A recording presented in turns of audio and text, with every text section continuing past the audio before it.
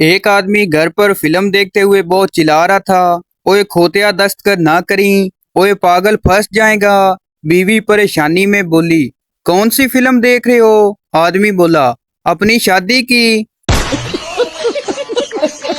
Welcome to my YouTube channel. दोस्तों, आज की वीडियो में आपको इतने फनी लतीफे सुनाए जाएंगे जिनको सुनने के बाद आप हंस हंस कर पागल हो जाओगे। अभी मजा आएगा ना भिड़ो। एक बीवी शोर से कहने लगी, आप जब पौधों को पानी दे लोगे तो मैंने आपसे एक चीज के बारे में बात करनी है जो कि मैंने आपके मोबाइल में देखी थी। अब 4 दिन से भी ज्यादा का वक्त हो गया है, शोर अभी भी पौधों को पानी दे रहा है।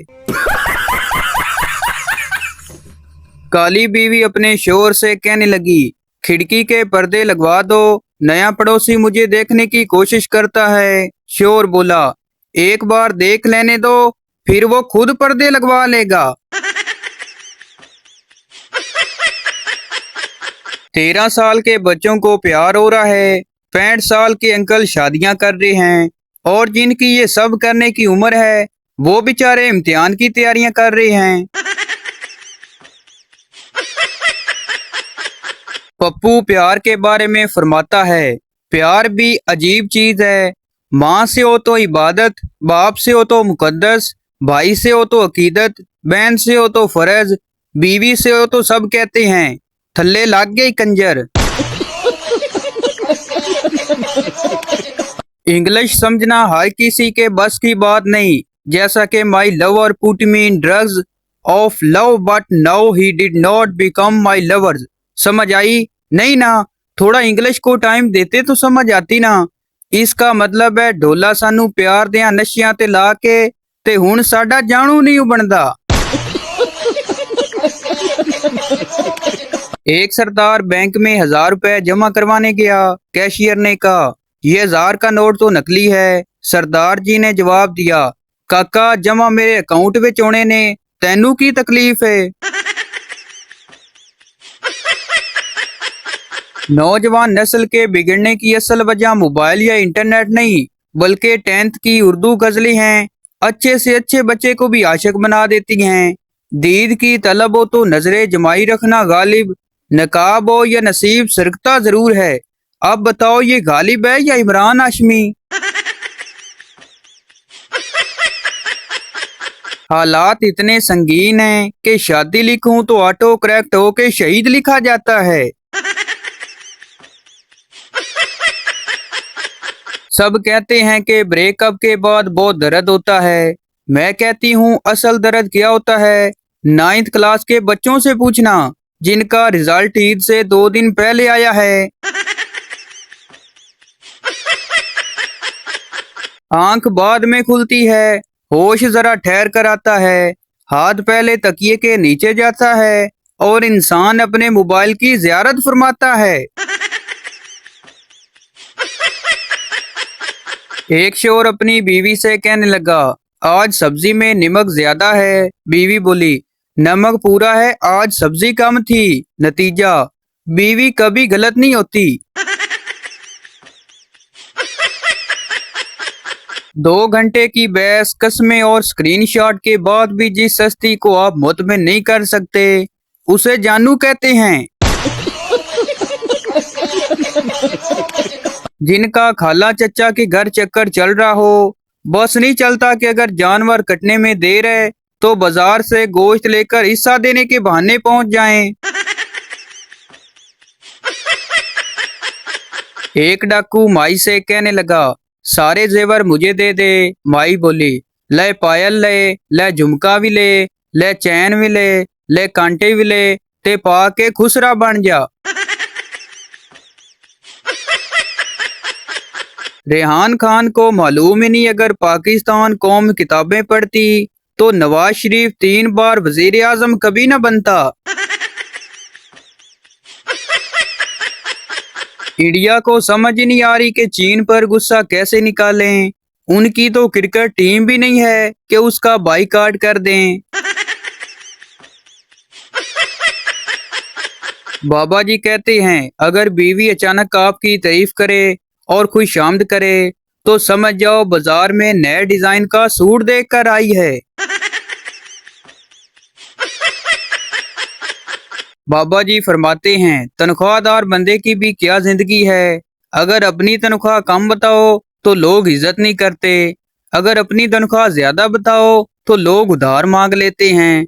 अब समझ नहीं आता बंदा इज्जत बचाए या पैसा। एक मिरासी की बीवी का बुखार नहीं उतर रहा था। उसे डॉक्टर ने मशवरा दिया कि किसी मौलवी से दाम करवाओ। मिरासी की बीवी खूबसूरत थी। अब मौलवी साहब रोजाना दाम करने घर ही आ जाते। मिरासी फिर डॉक्टर के पास गया और बोला, डॉक्टर साहब मौला खुश रखे, चंगा मशवरा दिता सी।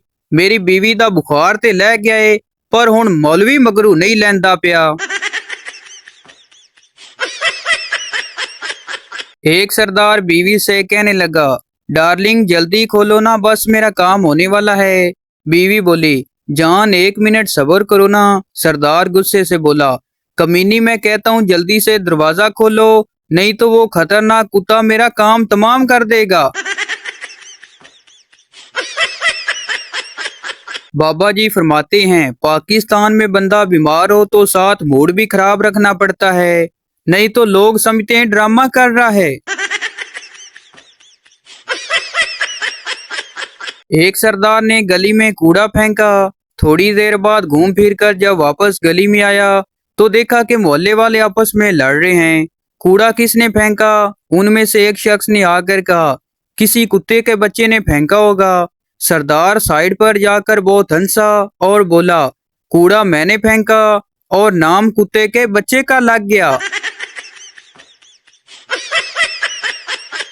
एक औरत दूसरी औरत से कहने लगी, ये तुम्हारे मुंह पर क्या हुआ है? दूसरी औरत बोली, शोर ने पिटाई की है। पहली औरत बोली, मगर वो तो शहर से बाहर गए हुए थे। पहली औरत बोली, मैं भी यही समझी थी, लेकिन ऐन मौका पर घर पहुंच गए। एक लड़की नकाब करके एक सड़क के किनारे खड़ी थी।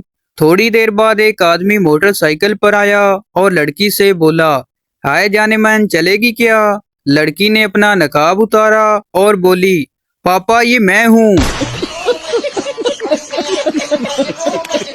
एक सरदार दरवाजा खोलकर नहाता था। दोस्त ने पूछा, तुम रोजाना दरवाजा खोलकर क्यों नहाते हो? सरदार ने कहा, बाथरूम के दरवाजे में एक सुराख है, अगर कोई उस सुराख से नहाते हुए मुझे देख ले तो मेरी क्या इज्जत रहेगी, इसलिए दरवाजा खोल कर नहाता हूँ। एक साहब की नई नई शादी थी। अगले दिन ही सुबह सवेरे दुल्हन से बोले, जल्दी से खाना पकाओ वरना। फिक्रा अधूरा छोड़ दिया। दुल्हन बेचारी ने डरते डरते और जल्दी जल्दी खाना तैयार किया कि पता नहीं वरना क्या हो जाएगा। कुछ देर गुजरी तो फिर हुक्म हुआ, मेरे कपड़े इस्त्री करो वरना। एक दिन वो खातून किसी बात पर गुस्से में थी। इतने में शोर ने हसब मबूल हुक्म दिया कि मेरे लिए खाना बनाओ वरना। मोहतरमा बहुत गुस्से में तो पहले बैठी थी, कहने लगी, सारी जिंदगी गुजार दी मैंने तेरी वरना वरना की गर्दान सुनते, आज बता दो वरना क्या कर लोगे? मैं खाना नहीं बनाती, वरना क्या कर लोगे? तो साहब ने मस्कीन सी सूरत बना के कहा, वरना भूखा रह लूंगा। एक साहब फरमाते हैं, निकाह के वक्त मुझे बहुत परेशानी थी, मेरी टांगें कांप रही थी। एक परेशानी ये थी कि शादी के बाद बीवी के मेकअप का खर्चा कैसे पूरा करूंगा, और दूसरी परेशानी ये थी कि कहीं मौलवी कलमे न पूछ ले। एक बादशाह ने खुशी में सारे कैदी रिहा कर दिए। अचानक उसे एक इंतहाई उम्र रसीदा कैदी नजर आया। बादशाह ने उसको बुलाकर पूछा, कब से कैद हो? बुजुर्ग ने जवाब दिया, आपके अब्बा के दौर से। ये सुनकर बादशाह की आंखों में आंसू आ गए। उसने सिपाहियों को हुक्म दिया, इसे दोबारा कैद कर दो, अब्बा जी की निशानी है।